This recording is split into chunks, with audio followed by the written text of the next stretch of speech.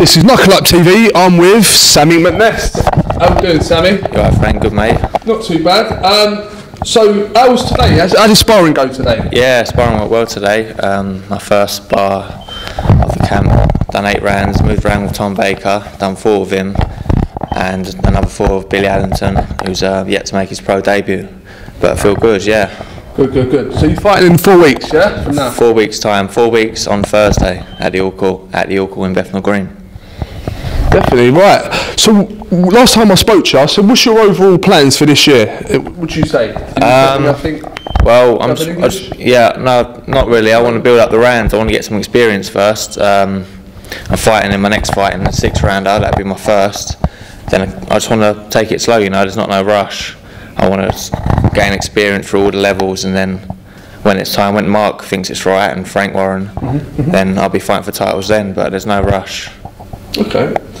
What did you think of Amir Khan's performance last week? He was boxing brilliant, and I predicted it right as well. I said it troubled Canelo for the first 3 or 4 rounds, and because of his speed, it'll be a bit difficult for Canelo to get used to, you know, like to time his shots and stuff.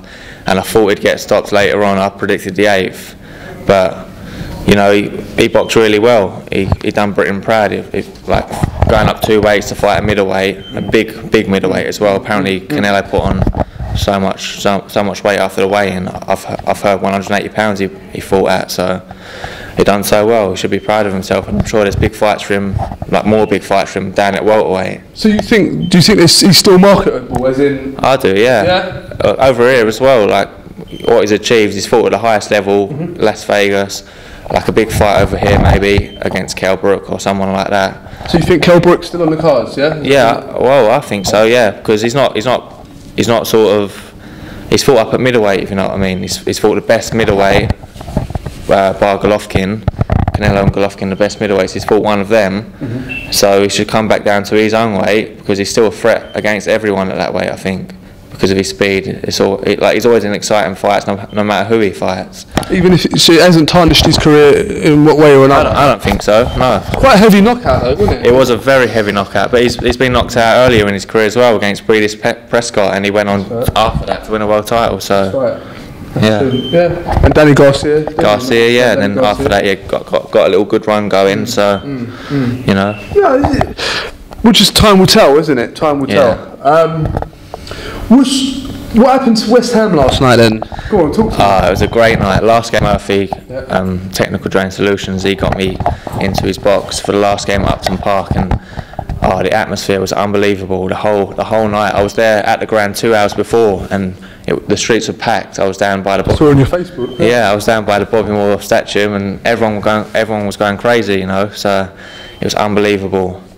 Do you feel they should obviously move on, and do you like being at the old ground? Do you think we should move on, or what? Well, the atmosphere last night, it made me feel a little bit like, well, I think it made everyone feel a little bit emotional, you know.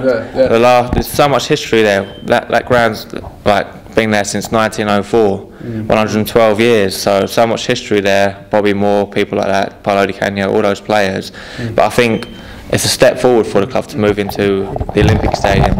They've already sold 54,000 season tickets, and there's a waiting list as well. So I think when that stadium is filled up at the Olympic Stadium, it's going to be unbelievable. If the atmosphere last night was 36,000, then if they take that onto the Olympic Stadium with 60,000 people there, it's just going to be phenomenal.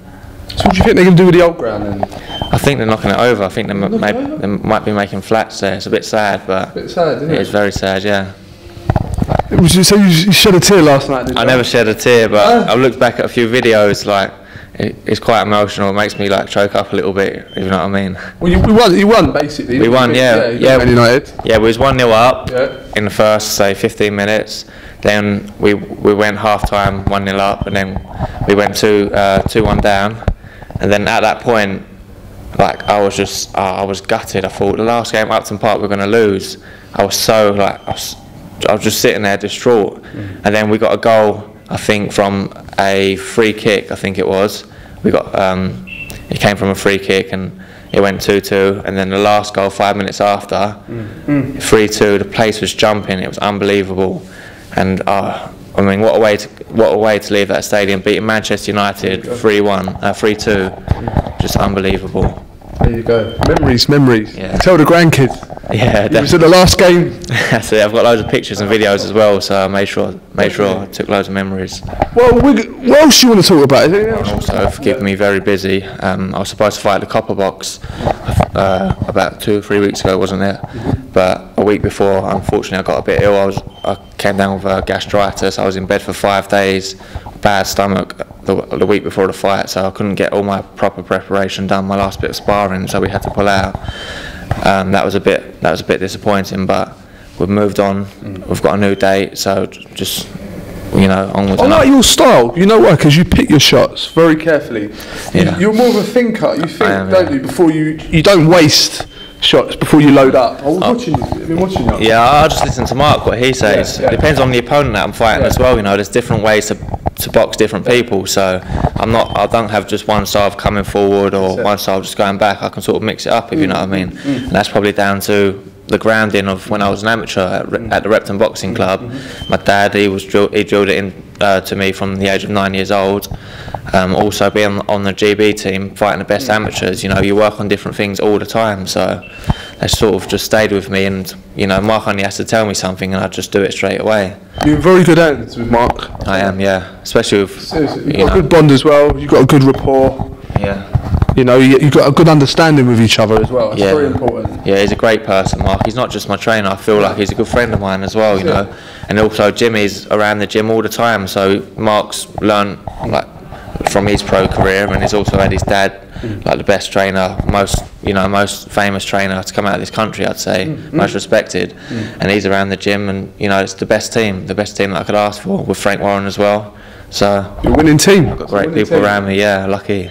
This is it. Well, I wish you all the best, alright? It's a long journey, and we're going to share it with you. We're going to go all the way, alright? Sammy Mcness. Have you got a nickname? I was going to say. I don't know. Maybe, the Hammer or something like that. So we call Hammer. Sammy the Hammer Mcness, alright? Watch out for that one, yeah? Yeah. God bless you. We're out of here. Take care. Nice one, mate.